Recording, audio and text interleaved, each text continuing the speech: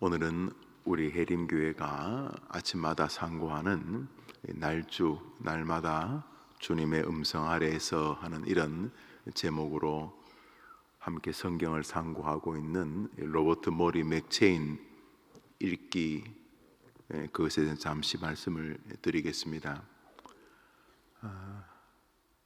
1970년도와 80년도를 넘어가면서 한국 교회에 quiet time 이렇게 해서 quiet, 조용한 시간, 주님과 함께 다른 온갖 세상 소리를 잠시 멈추고 하루를 보편적으로 시작할 때에 주님과 함께 주님의 음성에 귀를 기울이는 그런 묵상의 시간, 말씀 상고의 시간, 그 말씀으로 하루를 출발하겠다 하는 이런 의미로 이 QT, Quiet Time의 앞자를 따서 QT라고 하는 것이 조금씩 움직이다가 성서 유니온, 미국 스크립처 유니온, 그래서 영국에 그 기반을 둔 성경 읽기 단체에서 진행해왔던 매일 성경이라는 이런 책들을 중심으로 지금 이제 고인이 되었습니다만 윤종아라고 하는 이런 인물들이 한국에 큐티를 많이 보급시켰습니다. 좋은 일이죠. 그 이후로 또 메모드급 회사로 기독교 출판사와 함께 또 서울 온누리교회를 중심으로 문화사역을 열심히 하신, 거기도 이제 작고하셨습니다만 하용조 목사님을 중심으로 생명의 삶이라 하는 그런 또 큐티 책들이 이렇게 사람들에게 많이 퍼졌습니다.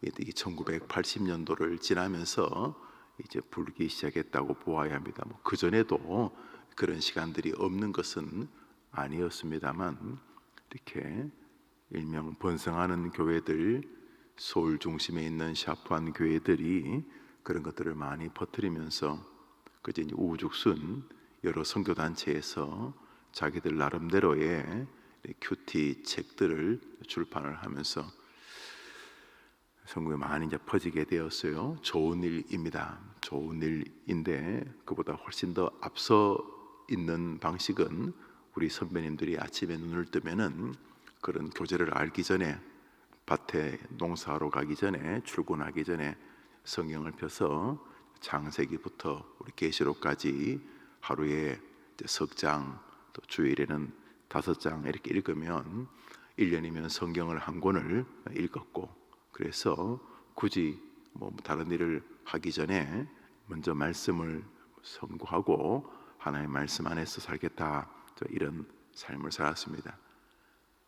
이런 것도 이제 혼재되어 쭉 있었죠. 혼재되어 있었는데 한번 여러분에게 말씀을 드렸습니다만 지금 호주에 있는 시드니 해림교회 담임이신 홍상은 목사님, 저의 좋은 친구이신데 홍상은 목사님과 제가 그 중에 한 책인 생명의 삶이다 하는 큐티 책을 약 10년간 썼습니다. 제가 한 5년, 홍 목사님이 한 5년, 그러니까 그 시절에 여러분이 했던 큐티 책의 내용이 이제 제가 쓴 것이죠. 또 홍상은 목사님이 쓴 것입니다. 두란노 출판사에서 우리 두 사람의 이것을 부탁을 해서 그렇게 한 거죠. 그때 제가 뭘 느꼈냐 하면 제가 부교육자였을 때고 20년 전에 해림교회 부임했을 때에도 그것을 부탁해서 제가 한 2달 하다가 도저히 저는 담임 목사 하면서 시간이 안 되어서 홍 목사님에게 부탁을 했고 그렇게 진행을 했었는데, 이 큐티의 좋은 점은 성경을 읽으면서 하루를 출발한다는 것이고, 이제 좀 치명적인 단점은 좀 멜랑꼴레하다는 겁니다. 이렇게 예화들, 또 그 지면의 한계로 인해서 제 정돈되지 않은 제 깊이 이렇게 상고하지 못하는 표면적인 표피적인 성경 해석들, 또 출판에 도움을 주기 위한 또 그 여러 가지 예화들, 이런 것들을 넣어서 이제 하루를 출발하는데, 없는 것보다야 좋을지 모르겠습니다만 이 대한민국의 기독교인들을 굉장히 가볍게 만들겠구나 이런 생각을 하게 된 것이죠. 저는 그 점에서부터, 저는 대학 때부터 맥주인 읽기표로 성경을 읽어왔는데 자연스럽게 이제 비교가 되는 겁니다. 아무런 예화나 아무런 도움이 필요 없이 그냥 연필과 노트 그리고 맥체인 읽기표만 가지고 성경을 묵상하는 것과 이런 여러 종류의 큐티책을 가지고 그 도움을 받으면서 성경을 묵상하는 것을 저는 직접 이렇게 날마다 해왔기 때문에, 그래서 제가 내린 결론은 우리보다 2세기 앞서 이 땅을 살았던 스코틀랜드의 성자였던 성 베드로 교회 담임이었던 로버트 머리 맥체인 목사님이 자기 교인들과 함께 성경을 상고하기 위해서 성경 읽기표를 이렇게 정리한 것이 압도적으로 성도들의 신앙에 유익이 된다는 것이 제 생각이었습니다. 그래서 제가 담임 목사가 되면은 그 교회가 30명, 20명이 모이는 교회든 100명, 1000명이 모이는 교회든 교인들과 아침 예배는, 새벽 예배는 이 큐티책이 아니라 이 맥체인 읽기표로 하겠다, 이런 마음을 이제 가졌고 해림교회 부임해서 곧바로 이 일을 시작하게 되었습니다. 처음에는 이것이 괜히 낯설 수 있습니다. 우리 인간이 가지고 있는 논리성 때문에 그렇습니다. 그리고 습관 때문에 그렇습니다. 오늘 창세기를 읽었고 내일도 창세기 읽고 아직도 덜 끝났는데 50장이나 되는데 창세기 50장 다 읽고 그 다음에 출애굽기 읽고 마태복음 읽고 그 다음에 마가복음 읽고 누가복음 읽고 이래야 되지, 뭘 이렇게 정말 베드로전서 읽었다가 또 시편을 읽었다가 또 민수기를 읽었다가 이사야서를 읽었다가 아유 이제 복잡해요. 예, 조금 그런 면이 있을 수 있습니다. 그런데 한 3년 정도 맥체인 읽기표로 성경을 읽으면 뭐 특별한 일을 한 건 없는데 이렇게 성경을 조금 더 넓게 조망하면서 아이 뭐 민수기하고 시편하고는 뭐 거리도 멀고 뭐 주제도 좀 다른 것 같고, 또 이사야는 민수기하고 너무 거리가 멀고, 또 오늘 읽었던 베드로전서하고 또 시편하고는 왠지 거리가 멀어 보이는데, 그런데 1년, 2년, 3년 읽어가다 보면 성경 읽기밖에 한 것은 없는데, 물론 그 성경에 주시는 은혜가 있지만은 성경 전체를 이렇게 조망하면서 기독론, 교회론, 성령론, 그리고 성경이 내가 조금 전에 읽었던 민수기와 베드로서는 전혀 다르지만은 민수기는 저자가 모세인 것으로 추정되고 베드로서는 베드로인 것으로 추정되니 이 모세와 베드로가 서로 만났을 가능성은 제로인데, 그렇지만 어디선가 본 듯한 주제가 두 성경에서 내 마음에 움직이는 동력이 된다면 옆에 노트에다가 써보는 것입니다. 그러다 이사야서도, 그러다가 어제 읽었던 성경도, 며칠 전에 읽었던 날주의 본문도 같이 생각이 떠오르고, 그러다가 이 성경 안에 내가 있는 듯한, 아니 내 안에 말씀의 하나님이 계신 것 같은 무릎을 꿇고 다시금 그 말씀 앞에 순종과 은혜와 감사의 시간을 축적해 가는 동안 내가 특별히 노력하지 않았지만 성경 여러 장이, 보편적으로 넉 장이, 조금 많으면 5장이 내게 이렇게 날마다 가이드를 해주시는 것을 느낄 수 있습니다. 우리 교회 새벽 예배 나오시는 분들이라면 여러분의 목사가 그렇게 성경을 이어가는 것을 보실 것입니다. 모든 성경이 같은 이야기를 하겠죠.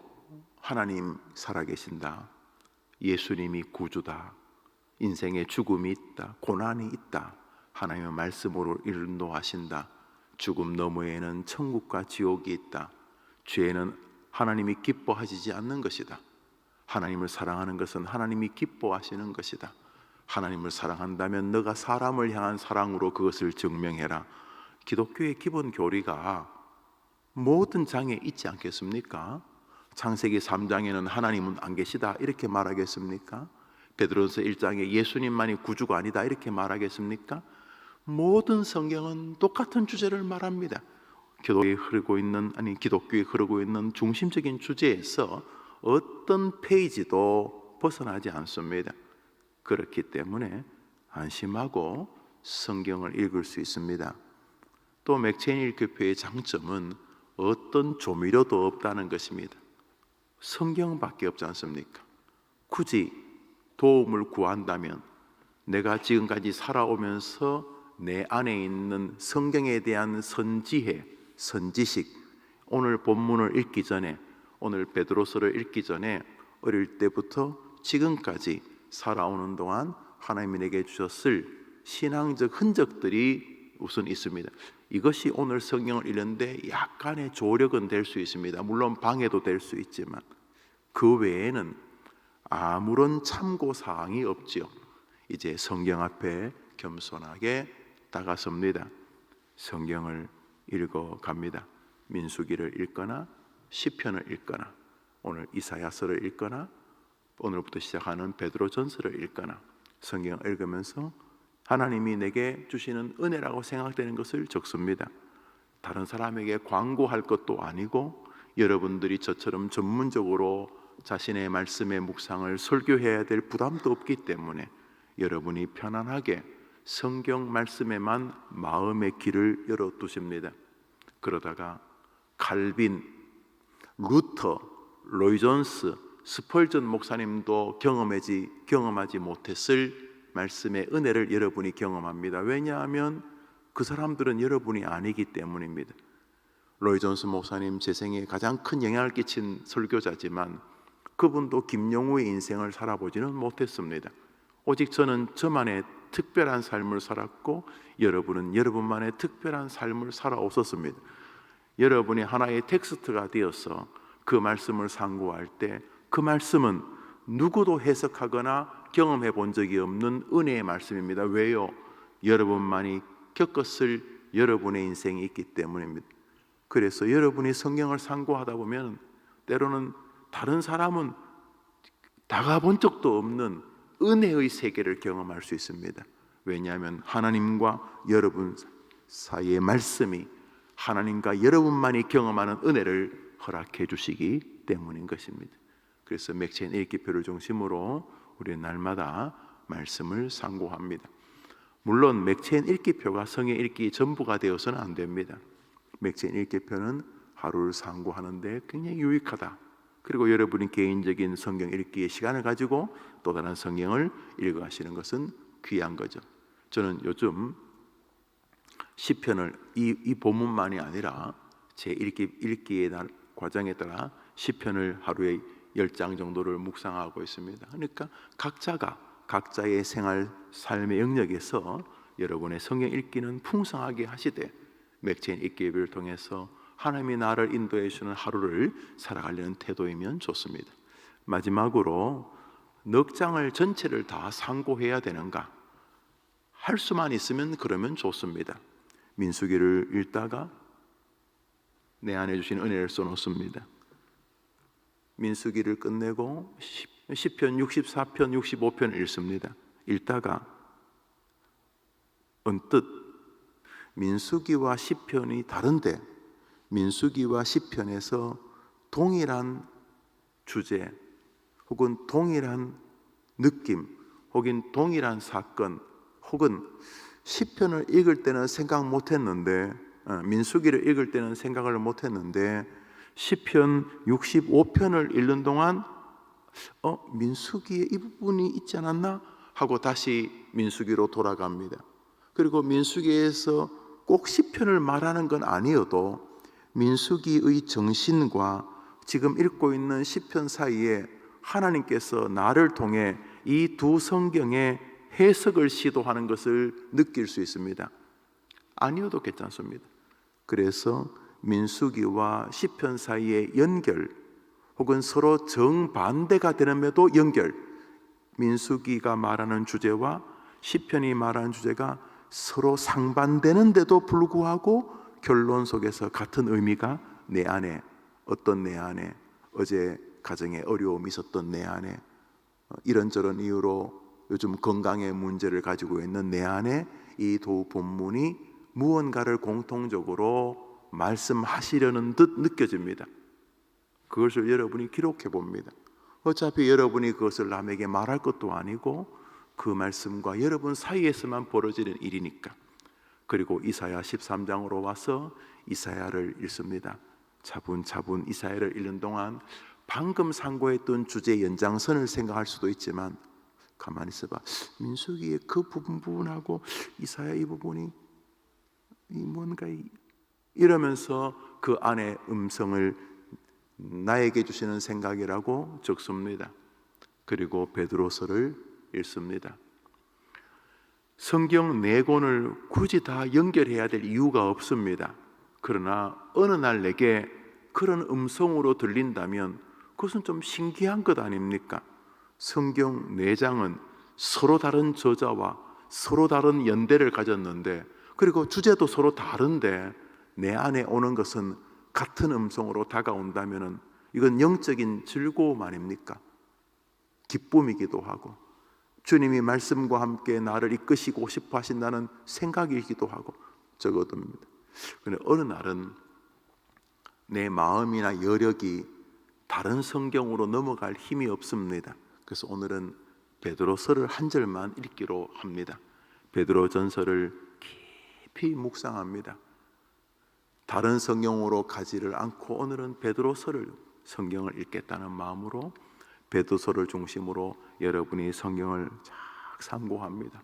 그래서 여러분이 가지고 있는 날주책에 베드로서에 대한 여러분의 생각들을, 여러분이 받았다고 생각되는 은혜들을, 그리고 여러분의 마음들을 적어둡니다.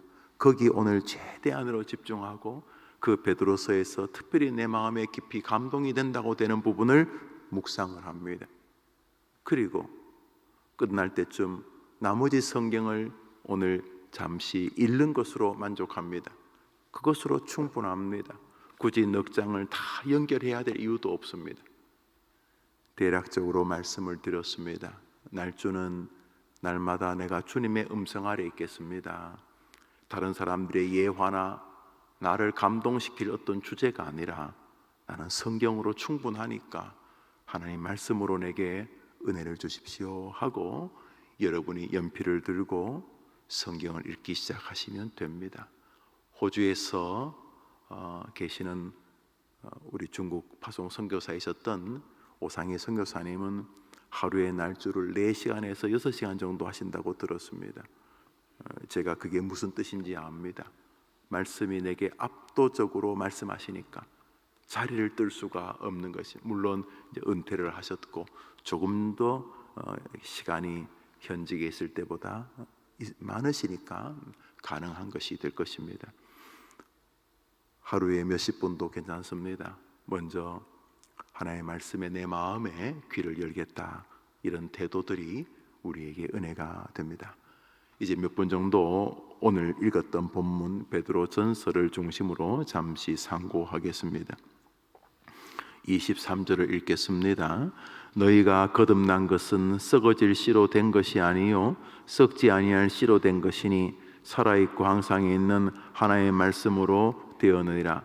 말씀이 우리를 거듭나게 한다는데 크게 이견이 없습니다. 그런데 베드로는 말씀을 씨라고 말합니다.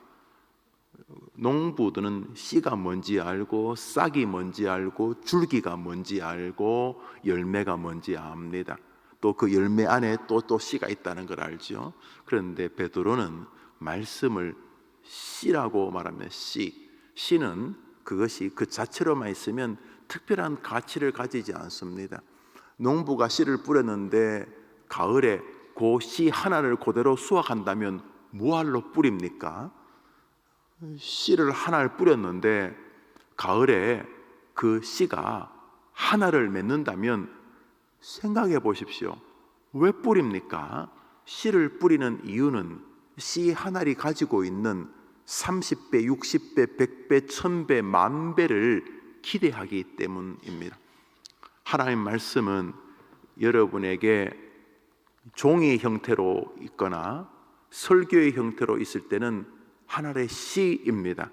그런데 이 말씀이 여러분의 심령에 뿌려지고 여러분의 심령이 그것을 존중히 여겨 싹을 발화시키면은 그 씨가 30배, 60배, 100배의 열매로 여러분의 인생을 바꾸게 된다는 것입니다. 거듭나는 것이든 삶의 문제든 저 천국을 가는 순례길이든 저 천국에서 얻게 될 열매이든 상급이든 하나님의 말씀이 여러분 안에서 싹을 발휘하고 발화하고 그것이 열매로 나타날 때 역사가 된다는 것입니다. 그러므로 성경을 읽는 것으로 충분하지 않습니다. 설교를 듣는 것으로 충분하지 않습니다. 그 말씀이 내 안에 순종의 밭에서 싹을 틔울 때 역사가 일어나고 말씀이 여러분 앞에 믿음으로 순종할 때에 능력이 나타나게 된다는 것입니다. 하나님의 말씀이 여러분에게 씨로 뿌려져서 열매가 되어질 때까지 믿음으로 헌신으로 순종으로 물을 주고 싹을 키우는 여러분 되기를 바랍니다. 말씀은 씨입니다. 그래서 말씀을 가지고 다니는 것은 사실은 아무런 의미가 없습니다. 씨를 백날 들고 다녀야 한 알 아닙니까? 그런데 그 씨가 내 마음밭에 순종이란 열매와 순종이란 비료와 헌신과 인내와 그것에 대한 소망이라는 우리들의 헌신과 노력과 성령의 도우심으로 그 씨가 내 안에서 피어날 때 역사가 되는 것입니다. 놀랍게도 한국교회는 성경을 읽지 않는 교회가 되어져 갑니다. 기형적인 교회입니다. 그러니까 그의 신앙은 어제와 오늘이 큰 차이가 없습니다. 말하는 것을 보십시오. 말투의 변화가 없습니다. 그의 인격을 보십시오.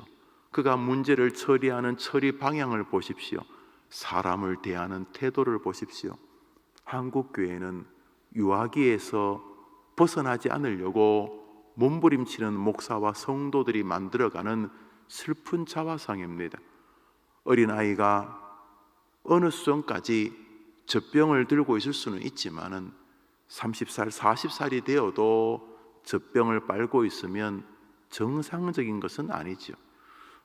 젖병을 40살이 되어서 빨고 있다고 해서 사람이 아닌 건 아니지만 건강한 사람이라고 볼 수 없는 것처럼 하나님의 말씀을 백날 들고 다녀도 역사가 일어날 가능성은 없습니다. 씨기 때문입니다. 밭에 씨를 뿌려서 밭에서 한 알이 그대로 있으면 무알로 뿌립니까? 생각해 보십시오. 그런 면에서 말씀은 읽고 상고하고 묵상하고 순종할 때 역사가 나타나는 하나님의 세계인 것입니다. 할렐루야. 복된 하루 되기를 주님의 이름으로 축복합니다. 주님 가르친 기도로 예배를 마치고 하루를 믿음으로 출발하겠습니다. 하늘에 계신 우리 아버지여, 이름이 거룩히 여김을 받으시오며 나라의 임하옵시며 뜻이 하늘에서 이룬 것 같이 땅에서도 이루어지이다.